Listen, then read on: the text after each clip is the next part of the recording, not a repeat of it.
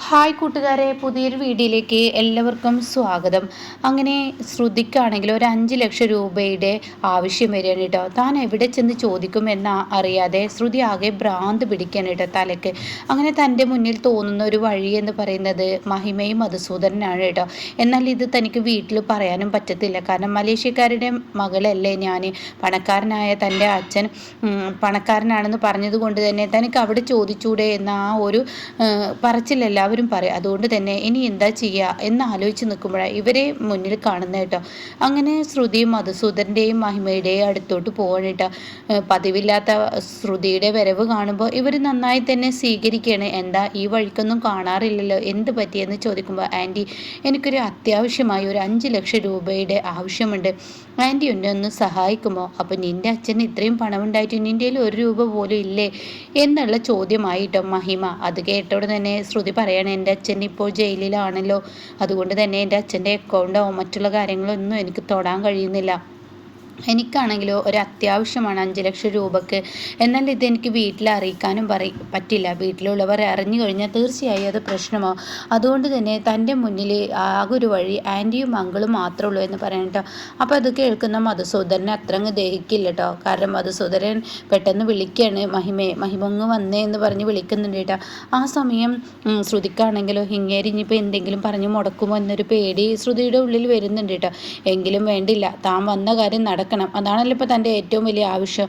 അതുകൊണ്ട് തന്നെ ശ്രുതി അവിടെ തന്നെ നിൽക്കുകയാണ് കേട്ടോ. അങ്ങനെ മധുസൂദനൻ വിളിച്ചു കൊണ്ടുപോയിട്ട് മഹിമയോട് പറയണേ, നീ വേണ്ടാത്ത കുരുക്കിലൊന്നും കൊണ്ടുപോയി ചാടാൻ നിൽക്കേണ്ട. അവളുടെ അച്ഛന് മലേഷ്യയിലോ ഒന്നുമില്ല, മലേഷ്യക്കാരൻ എന്ന് പറയുന്നത് കേൾക്കുന്നുണ്ട്. ഇന്നേ വരെ മലേഷ്യയിൽ നിന്ന് ആരെങ്കിലും ഒന്ന് വരികയോ അതുപോലെ ഇവളെ വന്ന് കാണുകയോ ഒന്നും തന്നെ ചെയ്തിട്ടില്ല. അതിന് അവളുടെ അച്ഛൻ ജയിലിലാന്ന് പറഞ്ഞില്ലേ, അതൊക്കെ അവളുടെ ഒരു മുടന്ത നായാണ്. അവളെ കണ്ടാൽ തന്നെ അറിയാം അവളൊരു കള്ളിയാണെന്നുള്ളത്. അതുകൊണ്ട് നീ പണം കൊടുക്കേണ്ട എന്ന് പറയണ്ട. അത് കേൾക്കുന്ന മഹിമ പറയണേ, ഞാൻ അവൾക്ക് പണം നൽകും, എന്നിട്ട് അത് വെച്ചിട്ട് എനിക്കൊരു കളി കളിക്കണം.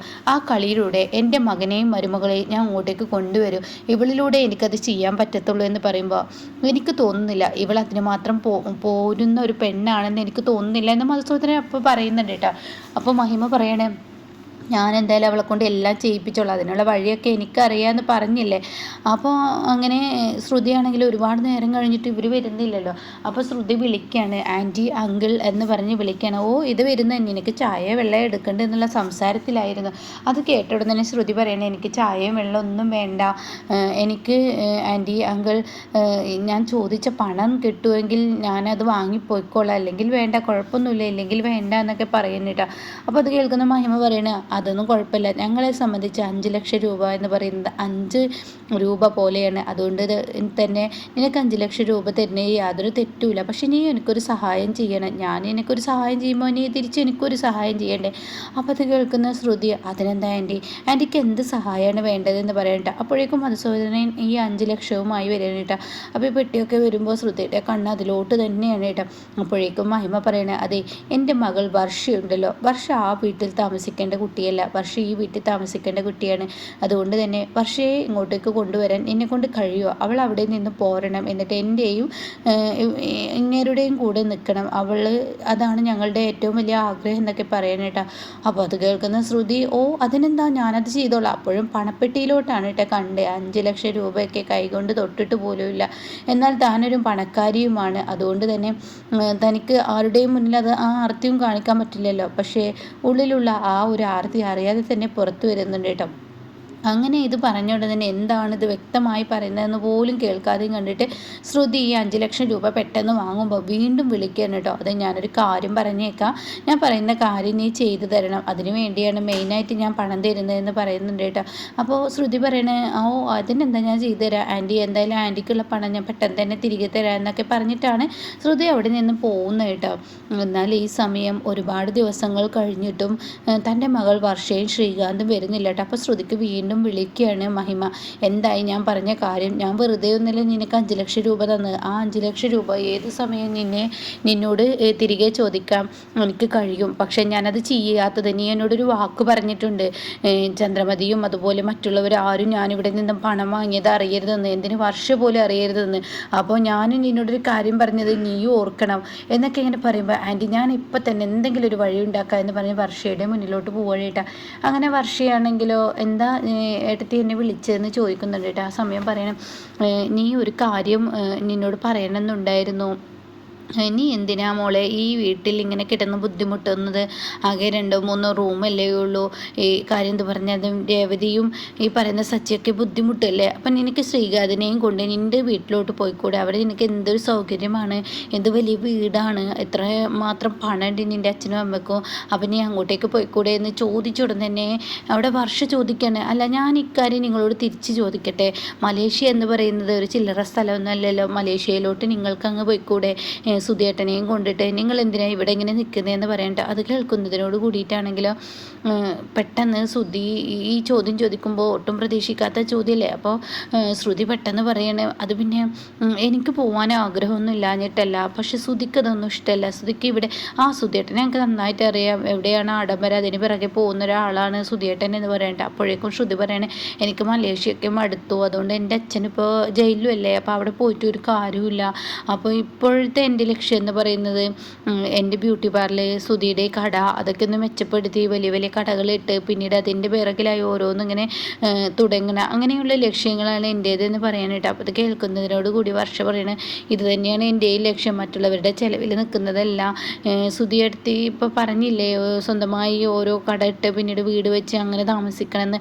അപ്പോൾ അതുപോലെ ഒരു ലക്ഷ്യം എനിക്കും ശ്രീകാന്തിനുണ്ട്. ശ്രീകാന്ത് ഇപ്പോൾ ഒരു ഇതിട്ടിട്ടുണ്ടല്ലോ, അപ്പോൾ അതിലൂടെ ശ്രീകാന്ത് ഇങ്ങനെ മുന്നിലോട്ട് പോകുമ്പോൾ സ്വന്തമായ വരുമാനത്തിൽ ജീവിക്കുമ്പോൾ അതിൻ്റെ സുഖം വേറെയാണ്. അത്രയല്ലേ എൻ്റെ അച്ഛനും അമ്മയും ഉണ്ടാക്കിയ സമ്പാദ്യത്തിൽ ജീവിക്കാൻ ഞങ്ങൾക്ക് താല്പര്യമില്ല എന്ന് പറയട്ടോ. അത് കേൾക്കുന്ന ശ്രുതിക്ക് പിന്നീട് ഒന്നും ചെയ്യാൻ കഴിയില്ല. ശ്രുതി മൗനം പാലിച്ചവിടെ നിന്ന് പോവുകയാണ്. അങ്ങനെ ഒരുപാട് ദിവസം കഴിഞ്ഞിട്ടും വർഷയും വരുന്നില്ല, ശ്രീകാന്തും വരുന്നില്ല. അപ്പോഴേക്കും മഹിമക്കും മധുസൂദനൻ ദേഷ്യം പിടിക്കണം. അങ്ങനെ മധുസൂദനൻ പറയാണ്, അവളൊരു പഠിച്ച കള്ളിയാണ്, അവളൊരു പണക്കാരി ഒന്നുമല്ല, അവളുടെ കണ്ണിൽ ഞാൻ വായിച്ചെടുത്തു. ഞാൻ 5 ലക്ഷം രൂപയായിട്ട് വരുന്ന സമയത്ത് അവളുടെ ആ കണ്ണിലുള്ള ആ ആർത്തി ഉണ്ടല്ലോ, ഞാൻ നന്നായി അവളെ മനസ്സിലാക്കി, അതുകൊണ്ട് ആ 5 ലക്ഷം എനിക്ക് പോയതേ ഉള്ളൂ, എനിക്ക് കിട്ടില്ല എന്ന് പറയട്ടോ. ഇത് കേൾക്കുന്ന മഹിമ, ഓഹോ അങ്ങനെയാണ് എങ്കിൽ ഞാൻ ഇപ്പം തന്നെ ഇതിനൊരു തീരുമാനം ഉണ്ടാക്കി തരാമെന്ന് പറഞ്ഞിട്ട് ചന്ദ്രമതിക്ക് വിളിക്കുകയാണ് കേട്ടോ. ചന്ദ്രമതിക്കാണെങ്കിലോ മഹിമ വിളിക്കുമ്പോൾ വല്ലാത്ത സന്തോഷം. എന്താ വിളിച്ചത്? വർഷയുടെ അമ്മ എന്തിനാ വിളിച്ചതെന്നൊക്കെ ചോദിക്കുമ്പോൾ, അതെ നിങ്ങളുടെ മരുമകൾ ഉണ്ടല്ലോ, അവള് എൻ്റെ അടുത്ത് വന്നിട്ട് ഒരു 5 ലക്ഷം രൂപ വാങ്ങി, എന്നിട്ട് എന്നോട് പറഞ്ഞു ഈ വീട്ടിലുള്ള ആരോടും പറയരുതെന്ന്, ചന്ദ്രമതിയോട് പോലും പറയരുതെന്ന്. എന്നിട്ട് ആ 5 ലക്ഷം രൂപ വാങ്ങിയിട്ട് ഇപ്പോൾ എത്ര ദിവസങ്ങളായി, മാസങ്ങളായി, ഇന്നേ വരെ അവൾ കൊണ്ടുവന്നിട്ടില്ല. അപ്പോൾ ഉടൻ തന്നെ ചന്ദ്രമതി, എന്താ ഈ പറയുന്നത്? അതെ നിങ്ങളുടെ മരുമകൾ ഇത്ര ചീപ്പാണെന്ന് ഞാൻ ഒരിക്കലും അറിഞ്ഞില്ല എന്ന് പറയുമ്പോൾ ചന്ദ്രമതി പിന്നീട് പറയുന്ന വാക്കുകൾ കേൾക്കാൻ നിൽക്കില്ല കേട്ടോ. അങ്ങനെ ഫോൺ കട്ട് ചെയ്തതിൻ്റെ ശേഷം, എടി രേവതി എന്ന് പറഞ്ഞിട്ട് രേവതിയെ അങ്ങ് വിളിക്കാൻ കേട്ടോ. അപ്പോഴേക്ക് രേവതി എന്താ എന്ന് പറഞ്ഞ് വിളിക്കുമ്പോൾ, എന്താടി നീ കാണിച്ചു വെച്ചിരിക്കുന്നത്? നിനക്ക് പണം വേണമെങ്കിൽ അത് ഇവിടെയുള്ളവരോട് പറയാം, അല്ലാതെ നല്ല അന്തസ്സിൽ ജീവിക്കുന്ന നല്ല അഭിമാനത്തോടു കൂടി ജീവിക്കുന്ന ആളുകളുടെയൊക്കെ വിലയും നിലയും കളയാൻ വേണ്ടി നീ വർഷയുടെ അമ്മയുടെ അടുത്ത് പോയിട്ട് എന്തിനാണ് നീ 5 ലക്ഷം രൂപ വാങ്ങിയതെന്ന് ചോദിക്കാനായിട്ട്. അത് കേൾക്കുന്നതിനോട് കൂടി ഉടൻ തന്നെ പറയണേ, അയ്യോ എന്താ അമ്മ ഈ പറയുന്നത്, ഞാൻ ഒരിക്കലും ആരുടെയും കയ്യിൽ നിന്ന് പണം വാങ്ങിയിട്ടില്ല എന്ന് പറയണ്ട. അപ്പോൾ ഈ സമയം ഉടൻ തന്നെ ദേഷ്യത്തോടു കൂടി പറയണേ, ഇനി പണം വാങ്ങാതെ പിന്നെ ആരടി അവിടെ എൻ്റെ മരുമകൾ എന്ന് പറഞ്ഞ് മഹിമയുടെ അമ്മ ഇപ്പോൾ വിളിച്ചിരുന്നല്ലോ, നീയാണ് പണം വാങ്ങിയതെന്ന് പറഞ്ഞിട്ട് എൻ്റെ പേര് അവർ എടുത്തു പറഞ്ഞു എന്ന് ചോദിക്കാനായിട്ട്. അപ്പോഴേക്ക് സച്ചി അവിടെ എത്തുക. അപ്പോൾ സച്ചി എന്താ പ്രശ്നം എന്ന് ചോദിക്കുമ്പോൾ ഉടൻ തന്നെ രേവതി കരയാണ്, ഞാനൊരിക്കലും ആരുടെ കയ്യിൽ നിന്ന് പണം വാങ്ങിയിട്ടില്ല സച്ചേട്ടാ. എന്നിട്ട് മഹിമയുടെ അടുത്തുനിന്ന്, അതായത് വർഷയുടെ അമ്മയുടെ അടുത്തുനിന്ന് ഞാൻ 5 ലക്ഷം രൂപ വാങ്ങിയെന്ന് പറയുന്നു, എനിക്കറിയില്ല സച്ചേട്ടാ എന്ന് പറയുമ്പോൾ, അവളുടെ ഒരു കരച്ചിൽ കണ്ടില്ലേ, ഇനി ഇതിൻ്റെ പേരിൽ ഈ വീട്ടിൽ ഒരു പ്രശ്നം ഉണ്ടാക്കാനാണ് അവൾ ഒരുങ്ങുന്നത്, ചെയ്തു വെച്ച കള്ളത്തരം പോരാ എന്നിട്ട് ഇങ്ങനെയൊക്കെ ചെയ്യുന്നു, ഇല്ല എന്ന് കരുതി മറ്റുള്ളവരുടെ കുടുംബത്തിൽ ചെന്ന് ചോദിക്കേണ്ട ആവശ്യമില്ല എന്നൊക്കെ പറയുമ്പോൾ വർഷം കൂട്ടേക്ക് വരികയാണ് കേട്ടോ.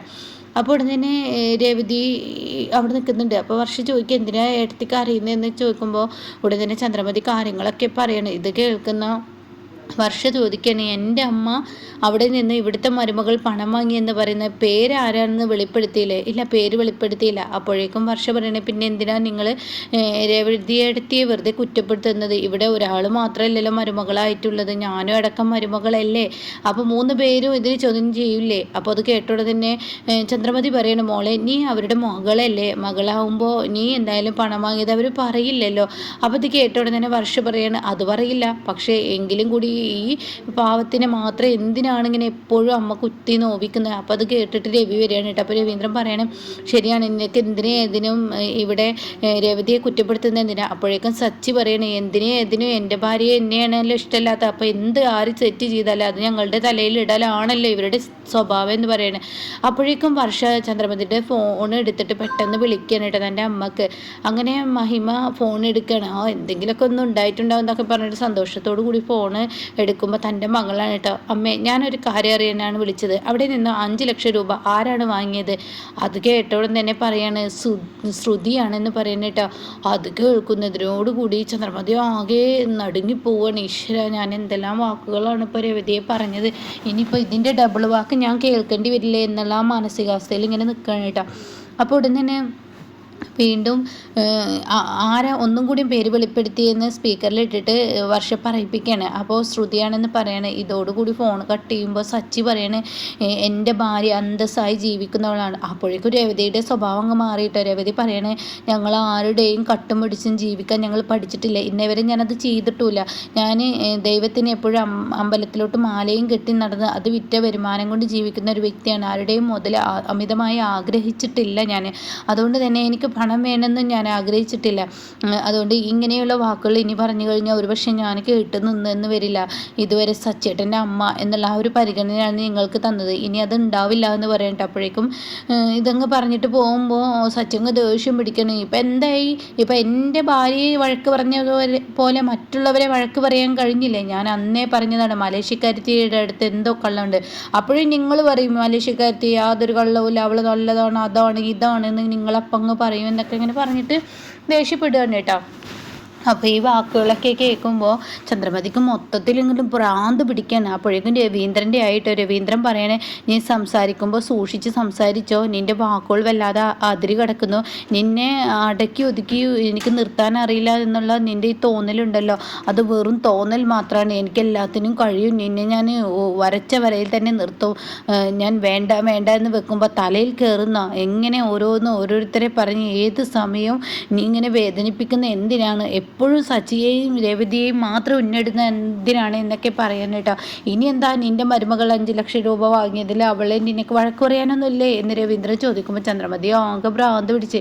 അപ്പോഴാണ് കേട്ടോ ശ്രുതി കയറി വരുന്നത്. ശ്രുതിയും ഉണ്ട് കേട്ടോ. അപ്പോൾ ശ്രുതിയെ കണ്ട ഉടനെ തന്നെ വരുന്നുണ്ട് നിൻ്റെ മരുമകൾ, ഇനി അവളെ നീ പാലും പഴമൊക്കെ കൊടുത്ത് ഊട്ടിക്കോ എന്നും പറഞ്ഞിട്ട് രവീന്ദ്രൻ അവിടെ ദേഷ്യത്തോടു കൂടി നിൽക്കുമ്പോൾ ശ്രുതിയാണെങ്കിൽ എന്താ അമ്മേ ഇവിടുത്തെ പ്രശ്നം എന്ന് പറഞ്ഞതേ ഉള്ളൂ. അപ്പോഴേക്കും കരണക്കുറ്റി നോക്കി ഒന്നങ്ങ് കൊടുക്കുകയാണ് കേട്ടോ ശ്രുതിയുടേത് ചന്ദ്രമതി. അപ്പോൾ ശ്രുതി ആകെ ഞെട്ടിപ്പോണ്. ഈശ്വര എന്നുള്ള ഭാവത്തിൽ ഇങ്ങനെ നിൽക്കുമ്പോൾ ഉടൻ തന്നെ ശ്രുതി ചോദിക്കുക, എന്തിനാ അമ്മേ ഇവളെ അടിച്ചതെന്ന് ചോദിക്കുമ്പോൾ, നിൻ്റെ ഭാര്യ ചെയ്തു വെച്ച പ്രവൃത്തിക്കാണ് അടി കിട്ടിയത്. നിൻ്റെ ഭാര്യ ആ മഹിമയുടെ കയ്യിൽ നിന്ന് 5 ലക്ഷം രൂപ നമ്മൾ ആരും അറിയാതെ കടം വാങ്ങിച്ചിരിക്കുന്നു എന്ന് കേൾക്കുമ്പോൾ ശ്രുതി ആകെ ഞെട്ടിപ്പോവാണ് കേട്ടോ.